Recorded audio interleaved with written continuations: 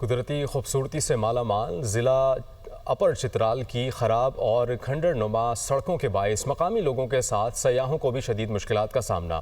ان خراب سڑکوں کے باعث درپیش مشکلات کے بارے میں بات کر لیتے ہیں دنیا نیوز کے نمائندے ذیشان کاکا خیلا میں جوائن کر رہے ہیں۔ ذیشان، اپڈیٹ کیجیے گا، ان خراب سڑکوں سے متعلقہ انتظامیہ کیا کہتی ہے؟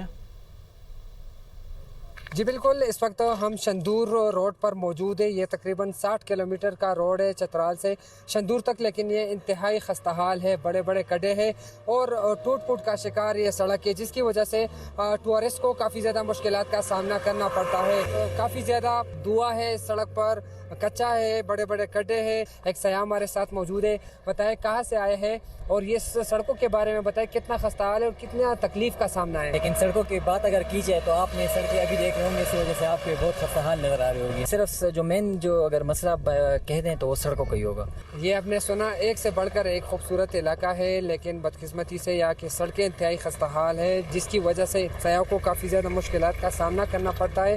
اگر حکومت سڑکوں کی تعمیر پر توجہ دے تو یہاں کا جو ٹورزم ہے وہ مزید فروخت پا سکتا ہے، اور اس سے جو ہے نہ صرف لوگوں کو سیاحت کے مواقع ملیں گے بلکہ حکومت کو جو ہے کافی زیادہ فائدہ ہوگا۔